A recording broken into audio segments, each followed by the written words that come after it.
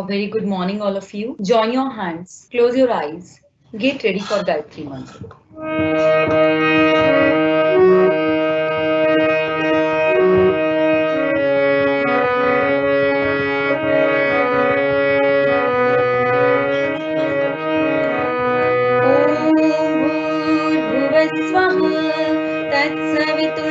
तत्सवितुर्वरेण्यं भर्गो देवस्य धीमहि धियो यो नः प्रचोदयात् ॐ भूर्भुवः स्वः तत्सवितुर्वरेण्यं भर्गो देवस्य धीमहि धियो यो नः प्रचोदयात् ॐ भूर्भुवः स्वः तत्सवितुर्वरेण्यं भर्गो देवस्य धीमहि धियो यो नः प्रचोदयात् ॐ भूर्भुवः स्वः तत्सवितुर्वरेण्यं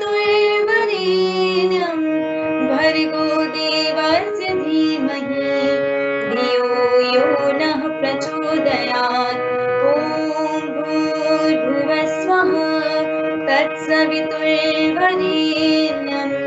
भर्गो देवस्य धीमहि धियो यो नः प्रचोदयात् धियो यो नः प्रचोदयात् धियो यो नः प्रचोदयात्.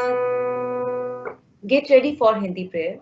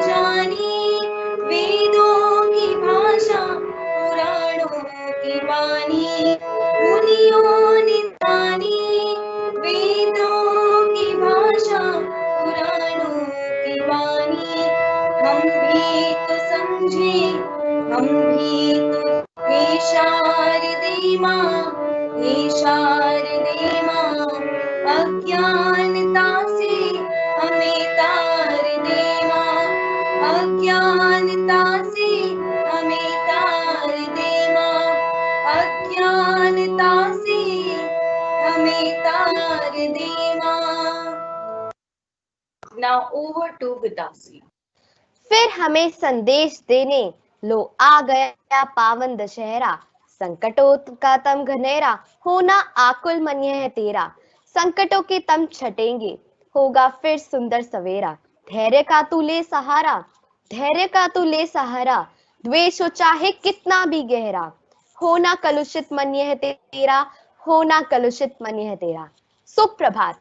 आप सभी का विकास भारती विद्यालय द्वारा आयोजित आज की विशेष प्रार्थना सभा में हार्दिक स्वागत है। आज दशहरे के शुभ अवसर पर हम आप सभी के समक्ष यह विशेष प्रार्थना सभा लेकर उपस्थित हुए हैं। अब मैं वितासी कक्षा 8वीं स की छात्रा इस प्रार्थना सभा का आरंभ एक श्लोक के माध्यम से करना चाहूंगी। सहसा विदधीत न क्रियाम अविवेकः परम आपदाम पदम वृणते ही विमृश्य कारिणम गुण लुब्धः स्वयमेव संपदः। अर्थात हमें जल्दबाजी में कोई कार्य नहीं करना चाहिए, क्योंकि बिना सोचे समझे किया गया कार्य घर में आपत्तियों को आमंत्रण देता है। जो व्यक्ति सहजता से सोच समझकर वह विचार करके अपना काम करते हैं, लक्ष्मी स्वयं ही उनका चुनाव कर लेती है, अर्थात भाग्य सदैव उन्हीं का साथ देता है। दशहरे का पावन त्योहार बुराई पर अच्छाई की जीत का प्रतीक है और इसी पर और रोशनी डालने शगुन गुप्ता कक्षा 5वीं अ की छात्रा आपके समक्ष आ रही है। Good morning everyone. I Shagun Gupta of class 5A is here to celebrate the victory of good over evil. Happy Dashera to all of you. On this auspicious day, Lord Ram killed the 10-headed demon King Ravan. Also, it marks the victory of goddess Durga over the Asur Mahishasur.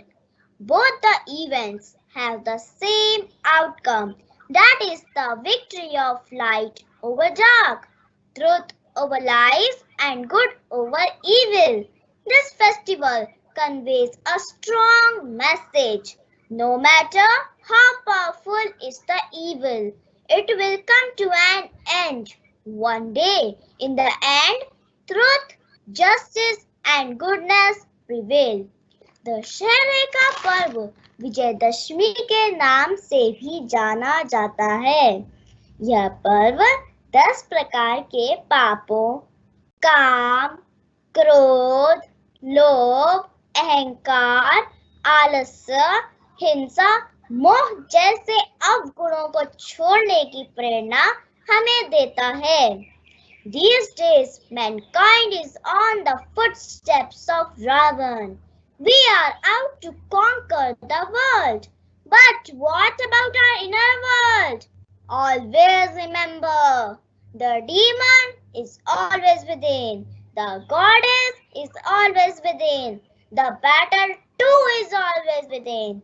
And so is the triumph of one over the other. Which one? Over which one? That choice is also somehow always within. With this quote, I take your leave. Thank you and have a nice day. धर्म व सच्चाई की है जीत आपने रामायण में भी दृष्टिपात की होगी। रामायण एक ऐसा महाकाव्य जिसने न सिर्फ हम सभी को धर्म के मार्ग पर चलने की सीख दी, अपितु जीवन में सभी रिश्ते नातों को मन से निभाने की कला भी सिखाई। वैसे तो आप सभी ने जगह जगह भिन्न भिन्न प्रकार की रामलीला का मंचन होते देखा ही होगा, परंतु आज हम सभी उसी रामायण महाकाव्य के कुछ मुख्य अंश आप सभी के समक्ष प्रस्तुत करने जा रहे हैं। अयोध्या के राजा दशरथ, जिनकी 3 रानियां कौशल्या, कैकेयी व सुमित्रा थी, उन तीनों से उन्हें 4 पुत्र प्राप्त हुए। कौशल्या से श्री राम, कैकेयी से भरत तथा सुमित्रा से लक्ष्मण व शत्रुघ्न का जन्म हुआ। समय के साथ साथ चारों राजकुमार बड़े होते गए और सभी प्रकार की शिक्षा दीक्षा लेने के पश्चात श्री राम का विवाह राजा जनक की पुत्री सीता, लक्ष्मण का उर्मिला, भरत का मांडवी तथा शत्रुघ्न का श्रुतकीर्ति के साथ संपन्न हुआ। विवाह के कुछ वर्ष पश्चात रानी कैकेयी ने राजा दशरथ को अपने 2 वरदान पूर्ण करने पर विवश कर दिया। पहले वरदान में उन्होंने भरत को राजगद्दी देने को कहा, तो दूसरे वरदान में श्री राम के लिए 14 वर्ष के वनवास की मांग की।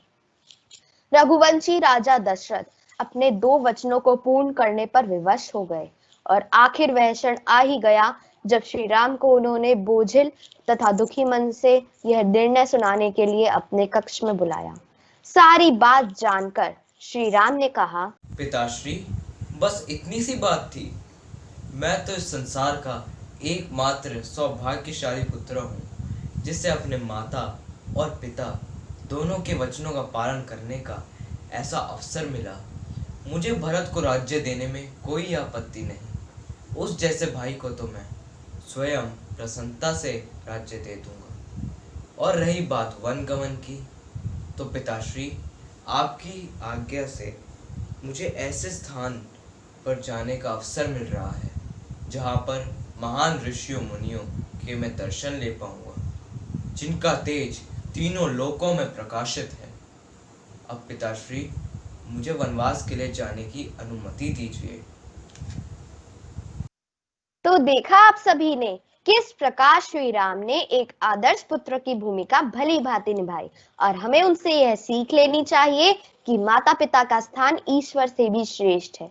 इसलिए हमें उनकी हर इच्छा व आज्ञा का सदैव पालन करना चाहिए और साथ ही यह प्रयास करना चाहिए कि हम उनका मन कभी न दुखाएं।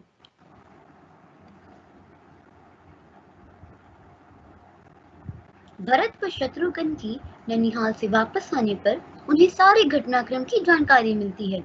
वे बहुत दुखी होते हैं। पिताजी के अंतिम संस्कार के पश्चात वे गुरुजनों से विचार विमर्श करके श्री राम से मिलने और उन्हें मनाकर अयोध्या लाने के लिए चित्रकूट की ओर प्रस्थान करते हैं। उनके साथ माताएं, गुरुजन, मंत्रीगण और अयोध्यावासी भी जाते हैं। वहां भरत अपने भ्राता से निवेदन करते हैं,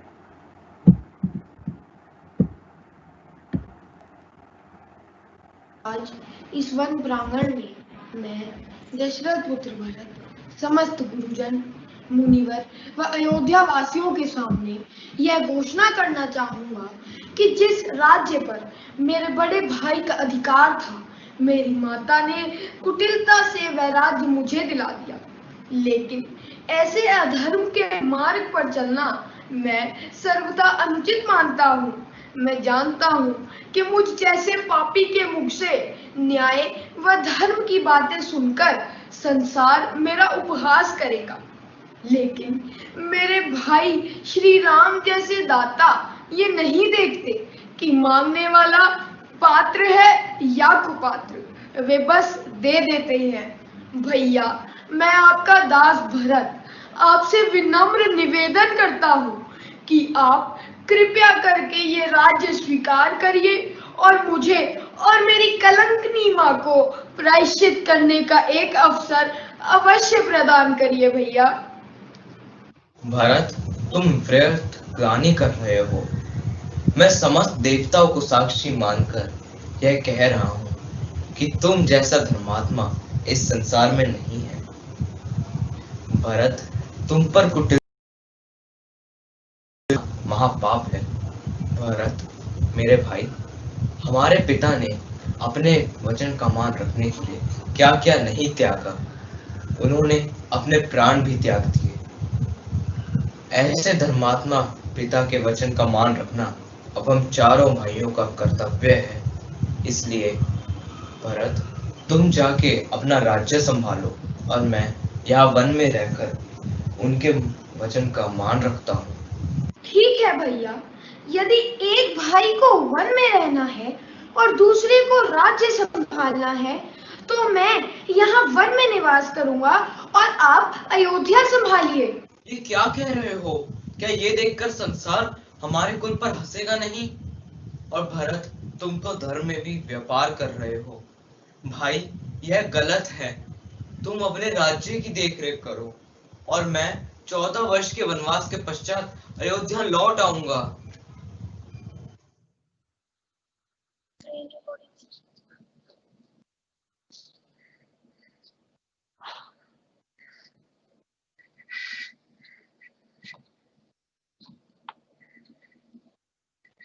इस प्रकार दोनों भाइयों में लंबी चर्चा होती है। भरत श्री राम की चरण पादुका लेकर अयोध्या आते हैं और श्री राम के नाम पर राज्य की देखरेख करते हैं। भाइयों में झगड़ा हमें आज भी देखने को मिलता है, लेकिन उस युग से बिल्कुल भिन्न। वहां दोनों भाई एक दूसरे के लिए त्याग कर रहे हैं। आज थोड़ी सी संपत्ति के लिए भाई भाई की हत्या तक कर देता है। ये कैसी पवन बह रही है हमारे देश में। हम राम को अपना आदर्श तो मानते हैं, किंतु क्या हमने उनके जीवन से कोई सीख ली? विचारणीय प्रश्न है, विचार अवश्य करना।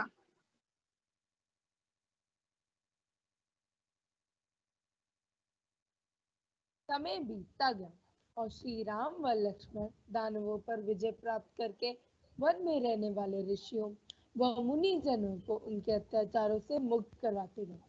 परंतु पंचवटी में एक दिन श्री राम के तेजस्वी रूप को देखकर लंकापति रावण की बहन शूर्पणखा ने सुंदरी वेश धारण किया और श्री राम के समक्ष प्रणय निवेदन किया।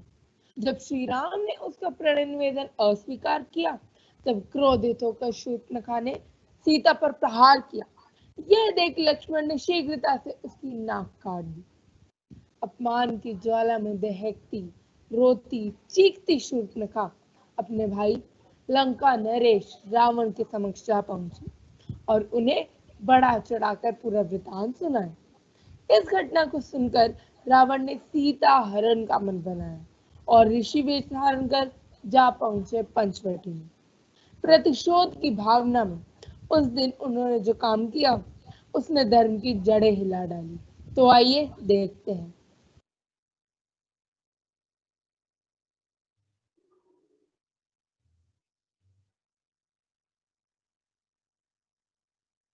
भिक्षाम देहि, भिक्षाम देहि, भिक्षाम देहि, भिक्षाम देहि। प्रणाम महामुनि। देवी, हम बहुत दूर से आए हैं और भूखे हैं। तुम्हारी कुटिया देखकर इस आशा से यहाँ आए हैं कि यहाँ हमें अवश्य कुछ खाने को मिल जाएगा। अवश्य महात्मे, आप यहीं ठहरिए, मैं आपके लिए कुछ खाने को लेकर आती हूँ।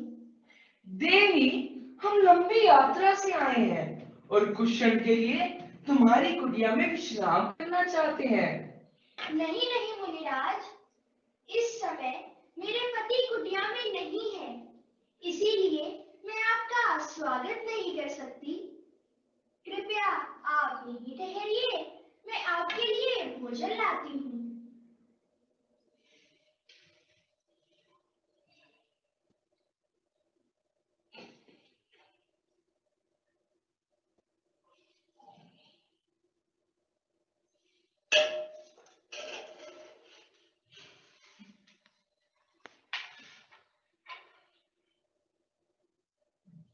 मुनिराज, मैं आपके लिए भोजन लाई हूँ, ये स्वीकार कीजिए। देवी, हमने अपना आसन यही जमाया है, तुम स्वतः यहाँ आकर हमें भोजन दो। मैं इस रेखा को पार नहीं कर सकती, आपको ही यहाँ आना होगा। तुम बार बार हमारा तिरस्कार कर रही हो। ठीक है, हम तुम्हारे द्वार से भूखे ही चले जाते हैं। नहीं नहीं महात्मे, आप क्रोधित ना हो, मैं ही वहां आती हूँ।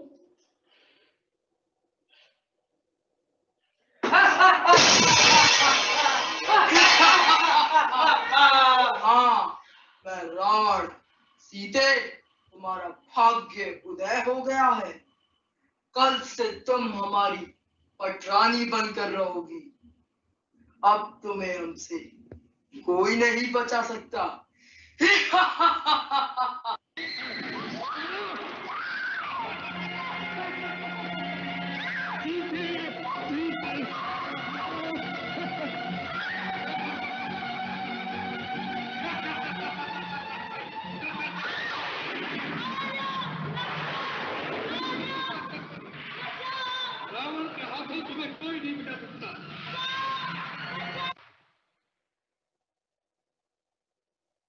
तो साथियों, देखा आप सभी ने कि किस प्रकार एक द्वेष व झूठ का बीज जो शूर्पणखा ने रावण की बोया, उसने कितना विकराल रूप धारण किया और अपनी बुद्धि भ्रष्ट कर अहंकार में चूर होकर रावण ने अपने ही सर्वनाश को न्योता दिया।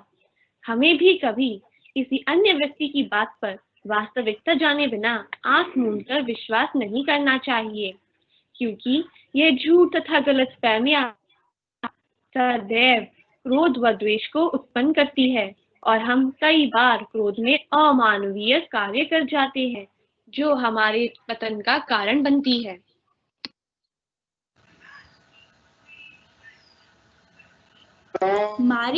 मारीच का वध करने के पश्चात जब राम व लक्ष्मण सीता को कुटिया में नहीं पाते तो वे उसकी खोज में निकलते हैं। इसी दौरान उनकी मुलाकात हनुमान व सुग्रीव से होती है। राम सुग्रीव के भाई बाली का वध करके उसकी पत्नी उन्हें लौटाते हैं और उसे किष्किंधा का राजा बनाती हैं। वर्षा काल समाप्त हो जाने पर सुग्रीव की सेना सीता की खोज में निकलती है। अथक प्रयास के पश्चात सीता के लंका में होने की सूचना मिलती है। श्री राम नल व नील की सहायता से समुद्र पर सेतु बांधकर सेना सहित लंका के बाहर पहुंच जाती हैं और एक बार रावण के पास सीता को सम्मान सहित लौटाने के लिए संदेश भी भिजवाती हैं, परंतु रावण किसी की नहीं सुनता। अपने भाई विभीषण को भी अपमानित करता है। विभीषण राम की शरण में आ जाते हैं। दोनों सेनाओं में भयंकर युद्ध होता है। दोनों ओर के अनेक योद्धा वीर गति को प्राप्त होते हैं। अंत में श्री राम की विजय होती है। रावण घायल भूमि पर पड़ा अंतिम श्वास ले रहा है और राम लक्ष्मण के साथ रावण के पास जाकर उसे आदर पूर्वक नमन करते हैं। रावण उन्हें देखकर कहता है, हे राम, तुमने एक साधारण सी सेना के साथ विजयश्री का वर्ण किया है। जानते हो इसका क्या कारण है? राम, मैं तुमसे शिक्षा, बल, बुद्धि, संपत्ति प्रत्येक दृष्टि से श्रेष्ठ हूँ। फिर भी मैं पराजित और असहाय होकर इस भूमि पर पड़ा हूँ। राम, तुम्हारा भाई तुम्हारे साथ है और मेरा भाई मुझे छोड़कर चला गया। भाइयों में प्रेम और सहयोग हो तो उन्हें कोई पराजित नहीं कर सकता।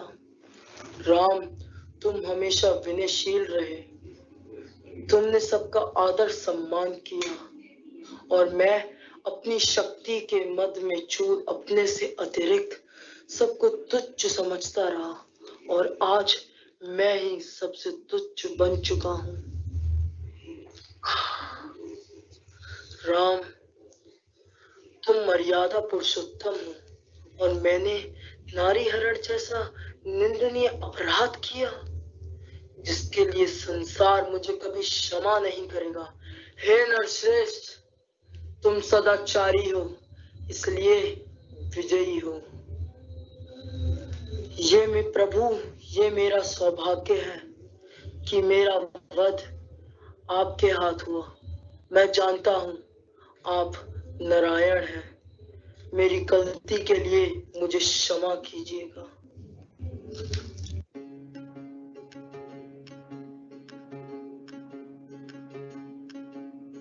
राम राम जय राजा राम, राम राम जय सीता राम, राम राम जय राजा राम, राम राम जय सीता राम, राम राम जय राजा राम, राम राम जय सीता राम, राम राम जय राजा राम, राम राम जय सीता राम। रावण अपने अंतिम समय में अपनी गलतियों का पश्चाताप करता है। यदि हम निष्पक्ष होकर रावण के चरित्र पर दृष्टिपात करें तो पाएंगे कि रावण ने सीता का हरण तो किया, किंतु उसका स्पर्श तो दूर, उस पर कुदृष्टि तक नहीं डाली। फिर भी हम प्रति वर्ष उसका पुतला जलाते हैं, लेकिन अपने अंदर की बुराइयों को नहीं देखते। आज समाज में नारी किस तरह अपमानित हो रही है, यह किसी से छिपा नहीं। आज समय की आवश्यकता है। हम राम ही नहीं, रावण के चरित्र से भी बहुत कुछ सीख सकते हैं। मात्र पुतला जलाने से काम नहीं चलेगा, हमें अपने अंदर की बुराइयों को भी जलाना है, क्योंकि समय साक्षी है कि नारी पर जब जब अत्याचार हुए तब तब उसने अबला से दुर्गा का रूप धारण कर समाज से महिषासुर जैसे दानवों का नाश किया। और हम सभी ये जानते हैं कि भगवान राम ने भी रावण पर विजय प्राप्त करने के लिए माँ दुर्गा की ही स्तुति की थी। तभी से दुर्गा पूजा का त्योहार बंगाल, असम, उड़ीसा आदि स्थानों पर हर्षोल्लास के साथ मनाया जाता है। अब इसी नारी शक्ति को दर्शाने कक्षा 9वीं से 12वीं के छात्र आपके सामने एक नृत्य प्रस्तुत करने जा रहे हैं।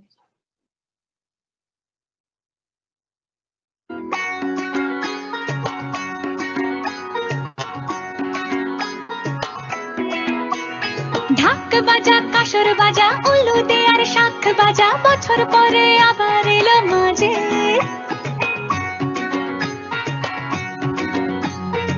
পুজো পুজো গন্ধ নিয়ে নতুন গানের ছন্দ নিয়ে শারদিয়ায় খুশিতে মন নাচে এলো এলো এলো এলো মা দুর্গা মা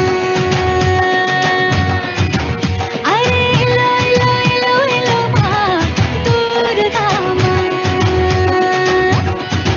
হে ঢাক বাজা কাসর বাজা উলুদে আর শাখ বাজা বছর পরে আবার এলো মাঝে পুজো পুজো গন্ধ নিয়ে নতুন গানের ছন্দ নিয়ে শারদিয়ায় খুশিতে মন নাচে এলো এলো এলো এলো মা দুর্গা মা আরে এলো এলো এলো এলো মা দুর্গা মা बोलो दुर्गा माई की बोलो दुर्गा माई की अरे बोलो दुर्गा माई की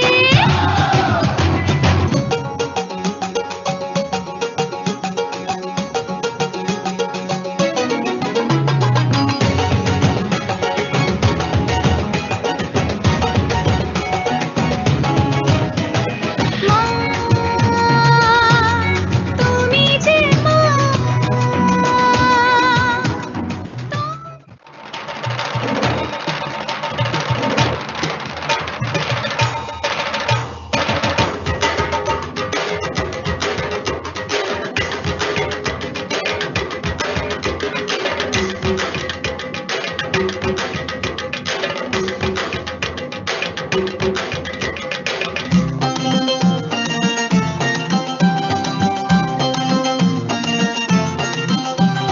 ঢাকের তালে কোমর দোলে খুশিতে নাচে মন আজ বাজা কাসর জমা আসর থাকবে মা আর কতক্ষণ ঢাকের তালে কোমর দোলে খুশিতে নাচে মন আজ বাজা কাসর জমা আসর থাকবে মা আর কতক্ষণ মায়ের রূপে মন ভরে যায় প্রণাম জানাই রাঙা পায় করে ধুনচি দুহাতে নাচে রে এখন ঢাকের তালে কোমর দোলে খুশিতে নাচে মন আজ বাজা কাসর জমা আসর থাকবে মা আর কতক্ষণ বলো দুর্গা মাই কি বলো দুর্গা মাই কি বলো দুর্গা মাই কি বলো দুর্গা माई की बहुत सुंदर प्रस्तुति। दुर्गा पूजा के इस नृत्य ने हमारे कार्यक्रम में 4 चांद लगा दिए हैं।